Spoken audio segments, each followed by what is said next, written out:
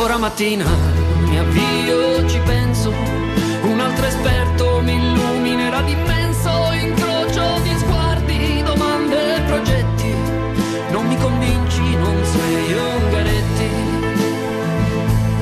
cerco risposte, tu non me ne dai, si abbassano tende, si mandano slide, strali d'orrore, ferite inumane, nella teoria soluzioni lontane, svirgola, schizza, poi scivola via, a chi l'ha visto dal sangue alla follia, solchi profondi non lasciano eguali, bruciano adesso da ieri e domani, notte tesoro ci ritroveremo, se non in terra in un tratto di cielo. Sensibilità. Sono le immagini dell'inno dell'associazione Penelope che stamattina ci sta dando una mano a realizzare questa trasmissione per dare voce anche alle famiglie che spesso non trovano dei riferimenti. Gilda Milani Bianchi, presidente di Penelope Veneto, e la mamma di Milena Bianchi e Stefania Bonduan sono venute a trovarci anche questa mattina per raccontarci altre storie, per raccontarci quello che bisogna ancora fare per garantire a queste famiglie almeno il diritto appunto di poter dare sepoltura ai propri cari nel caso si tratti di persone che purtroppo non ce l'hanno fatta, oppure di rintracciarli, perché molte storie possono ancora andare a finire magari con un lieto fine. Gilda Milani Bianchi, è un piacere grande averla qui come Grazie. presidente, come mamma di Milena. Lei ha cominciato la sua battaglia proprio dopo la scomparsa di sua figlia, 18 anni, perdere una figlia nel fiore degli anni, sostanzialmente 21 anni, scusi. Sì, nessun problema. No, Milena Aveva 21. E quest'anno sono proprio 21 anni. E quest'anno sono proprio 21 anni dalla scomparsa. Comunque perdere una figlia nel fiore degli anni, vederla partire per un viaggio, come è stato nel caso di Milena, e non vederla più rientrare, ed essere ancora qua a chiedere, a sapere che cosa effettivamente sia successo, è una lotta dura per una qualsiasi famiglia, è una battaglia in cui bisogna veramente tirare fuori non solo il cuore, ma tutto quello che sia dentro. Si cerca anche di andare avanti, oltre alla speranza, per me, almeno che sono passati 21 anni, diciamo che sono fra le famiglie che fanno parte di Penelope, mi sono sentita dire dalle mamme che sono fortunata, perché io dopo 16 mesi ho ritrovato i resti di mia figlia. Manca la verità, ci è stata data una verità che a mio avviso non è una verità. Prima infatti quando io dicevo che le famiglie sentono nel cuore che la verità ufficiale non è quella, pensavo proprio a lei.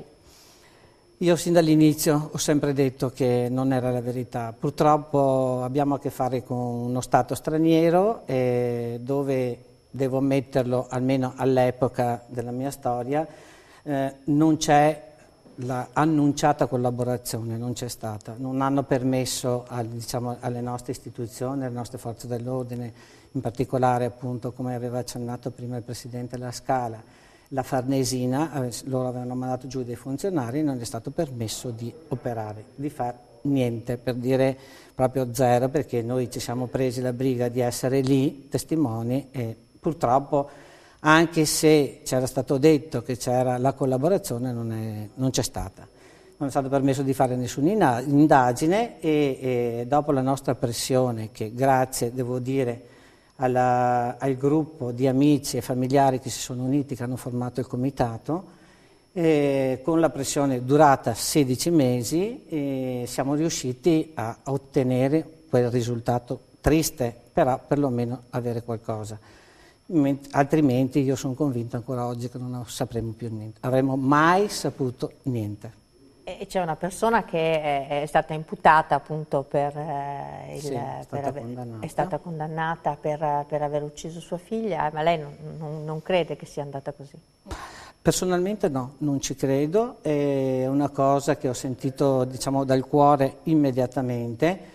Poi sono stata anche personalmente a casa del ragazzo, mi sono incontrata con i genitori, ho visto il posto dove hanno detto che è stato trovata e tutto, però le dico sinceramente quello che ho sempre detto, che per me assolutamente non è successo quello che loro ci hanno raccontato. Io ho letto una sua intervista in cui lei rivelava la verità, appunto, di cui adesso non dice, di che questa convinzione che comunque sia stata presa per essere data come vergine, come un'offerta sostanzialmente al capo del paese. È un pensiero, io ho avuto anche delle notizie, però come ho già detto non posso dimostrarle, non posso pretendere che le persone che mi hanno riferito testimoniano, perché magari corre il rischio che possono incorrere anche loro in qualcosa di dispiacevole. In più, cioè, che in Tunisia è cambiata la situazione adesso e pertanto è una situazione talmente caotica, già era difficile allora, adesso ancora di più. È come nello stesso caso di cui ci raccontava prima il signor Guarnieri. Esatto, dispiace perché secondo me questo ragazzo si è fatto come minimo 20 anni di carcere e non lo so se lui sappia qualcosa. Io ripeto, mi sono sentita qualche volta con la mamma, ultimamente non mi sono più sentita dopo, diciamo, quello che è successo in Tunisia.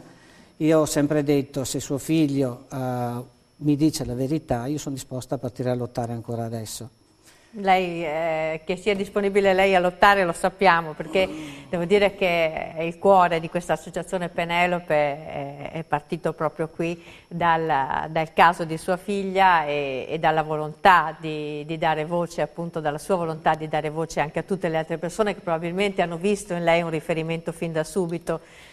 Sì, difatti credo che siamo stati il primo gruppo che è nato, chiamiamolo, no? Il comitato, e difatti in quell'occasione, in quel periodo, quei 16 mesi che abbiamo lottato, mi ha dato la possibilità di incontrarmi con altre famiglie, tra cui appunto la famiglia di Claps, la famiglia Golinucci e tante altre, e confrontandoci, perché inizialmente ci si conforta, però abbiamo detto dobbiamo unirci per lottare, perché all'epoca non si parlava di scomparse, non si sapeva nulla, arrivava alla cronaca solo qualche caso e credo che sia stato uno dei primi casi il nostro.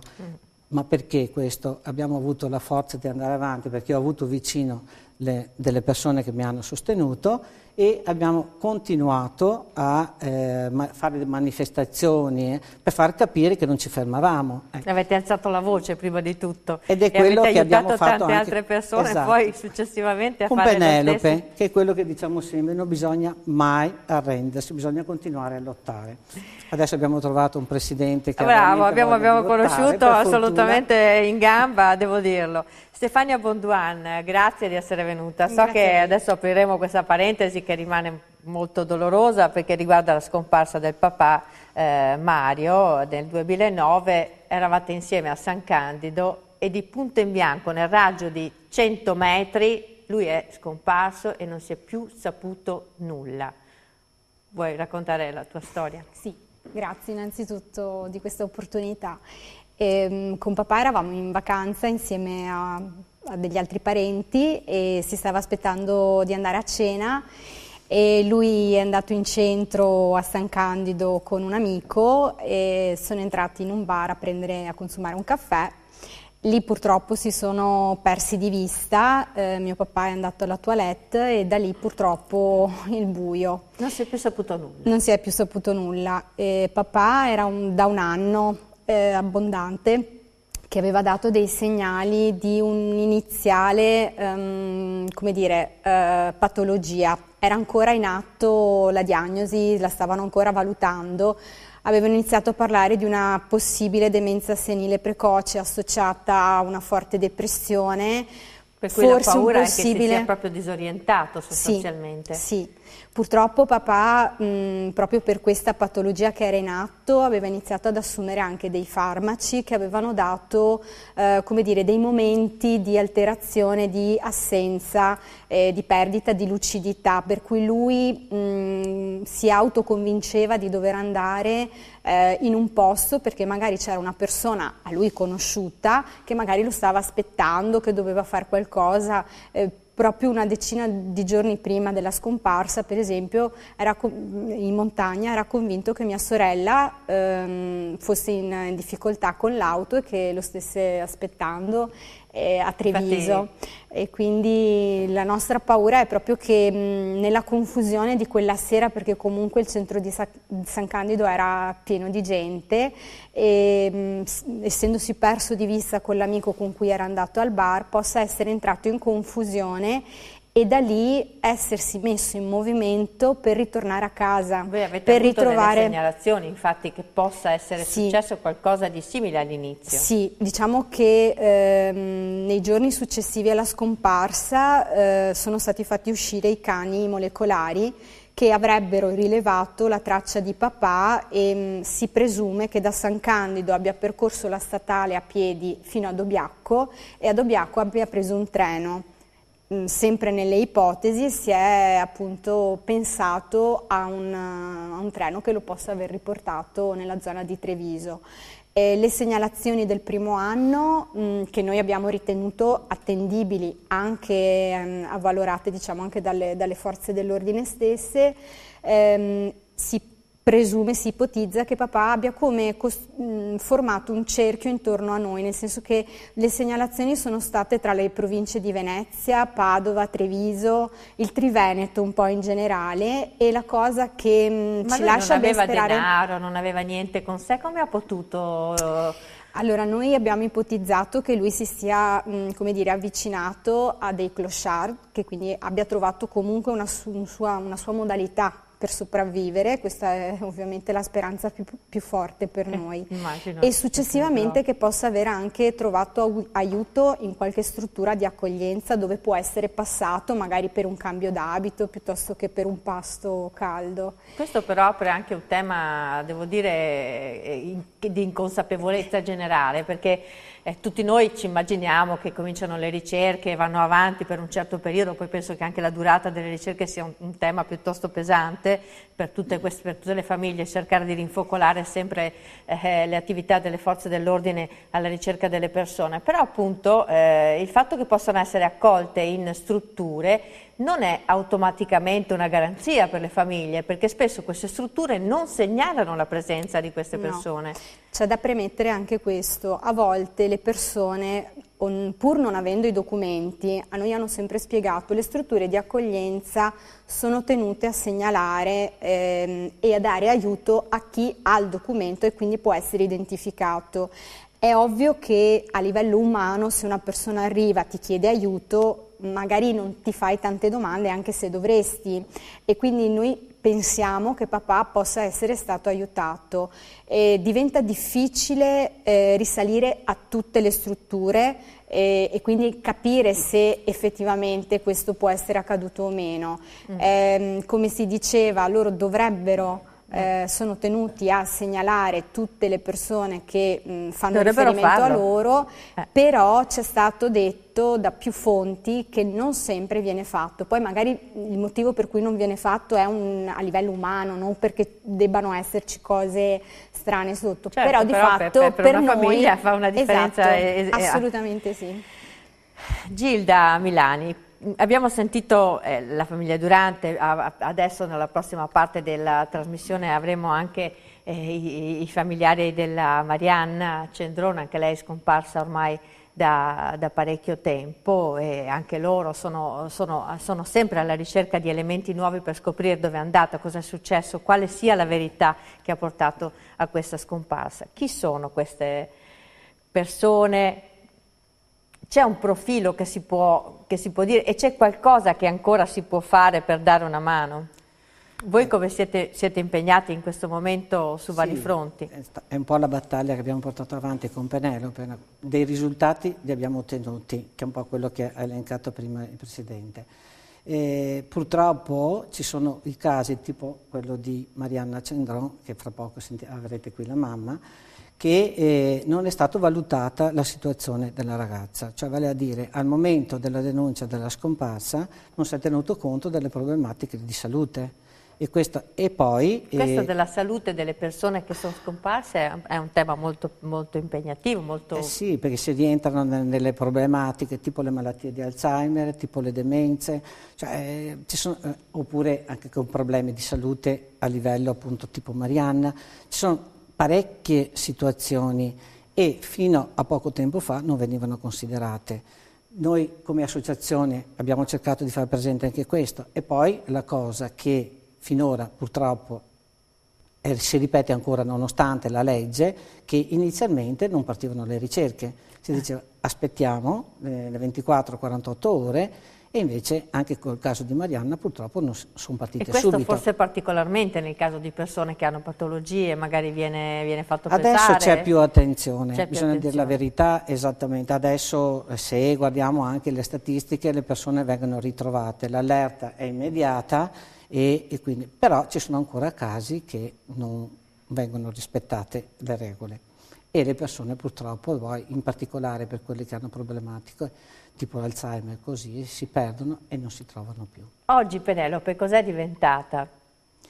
Io dico che Penelope è sempre una grande famiglia, una famiglia che si è messa a disposizione di famiglie che vivono il dramma e che sta portando avanti una battaglia che non era per niente tenuta in considerazione dalle istituzioni, e che le famiglie, io per prima quando mi è capitato pensavo di avere l'aiuto delle istituzioni, invece mi sono accorta che aiuto ne ho avuto gran poco, l'ho avuto dalla comunità, dalle famiglie e non dalle istituzioni. Ripeto, in questi 20 anni, perché dal 2002 che c'è Penelope, in questi 15 anni abbiamo fatto, credo, passi da gigante. C'è ancora da fare, giustamente, e manca la conoscenza, secondo me, verso la comunità, ed è quello che noi cercheremo di fare anche come Veneto, di portare a conoscenza il fenomeno della scomparsa, perché quando ci troviamo a confrontarci con persone così, che parli dei dati che avevamo sentito prima. Sembra veramente impossibile, in un'epoca abbiamo GPS, abbiamo telefonini, abbiamo carte di credito, siamo tracciabili da tutti i punti di vista, sanno quello che mangiamo, quello che consumiamo, qualsiasi cosa facciamo nella nostra vita viene catalogata. Sembra impossibile che ancora questo fenomeno sia così vasto e così difficoltoso anche per le famiglie. In questi ultimi anni, come dicevo un attimo fa, le persone vengono ritrovate molto più facilmente, grazie a questi strumenti, perché la tecnologia è andata avanti fortunatamente, perché 20 anni fa non c'erano determinate tecnologie. Però, ripeto, capita ancora che ti trovi andare a fare, la famiglia si trova ad andare a fare la denuncia, se non trova la persona che ha un minimo di sensibilità o che sa chiedere esattamente le cose alla famiglia che va a fare la denuncia, magari si perde, cioè non c'è l'immediatezza che ci dovrebbe essere, oppure l'attenzione particolare che magari in base alla tipologia di scomparsa si deve agire. Allora, ci sono tante cose che dobbiamo affrontare assieme all'associazione, alle tante famiglie che ci sono venute a trovare questa mattina, il tempo sarà poco, però io mi sono già presa l'impegno di averli ancora ospiti con noi, perché credo che meriti anche non solo una seconda puntata, ma una serie di puntate, almeno per dare voce alle tante persone che stanno cercando i loro familiari. Chiudo con Stefania, facendole proprio dire quello che lei in questo momento si augura, cosa vorrebbe dalle istituzioni, cosa vorrebbe poter avere a disposizione per cercare il papà, per trovarlo. Allora, intanto premettiamo che a dicembre saranno 7 anni, quindi quello che mi aspetto io come figlia per mio papà è la possibilità di fare delle ricerche approfondite sia nel luogo della scomparsa, San Candido, sia in alcuni dei posti dove ci sono stati gli avvistamenti, successivamente ai quali diciamo si è andato un po' a calare l'andirivieni delle segnalazioni. Penso che questo sia un tema importante. Per cui si presume possa anche essere privo di vita mio padre. Ovviamente in 7 anni possono essere successe tante cose e mi aspetto anche una sensibilizzazione sempre maggiore sia verso le istituzioni nelle istituzioni, ma anche verso i cittadini, perché i cittadini possono fare moltissimo segnalando le persone che magari notano che si muovono in maniera strana o comunque che sono foreste nel loro territorio. Segnalare non si corre il rischio di nulla, però può dare l'opportunità a una famiglia di ricomporsi e di ricostituirsi. Da socia dell'associazione Penelope io mi aspetto questo sempre di più, ma non solo dalle istituzioni, nel senso che dalla società in generale. Sì, perché non basta il ruolo dell'istituzione, perché a volte l'istituzione può essere legata a dei vincoli per cui magari suo malgrado non può fare. Io purtroppo devo chiudere questa parte per aprire l'ultima di questa puntata, in cui avremo appunto la mamma di Marianne, Emilia Cendron, in cui avremo anche il rappresentante legale dell'avvocato, il rappresentante legale di Penelope, che anche lui ci parlerà di altri temi che sono cari a tutte le famiglie che si trovano ad affrontare questo problema, e ci darà anche qualche consiglio in merito. Io vi ringrazio, ci diamo appuntamento a presto allora. E noi ci vediamo tra 2 minuti, a tra pochissimo.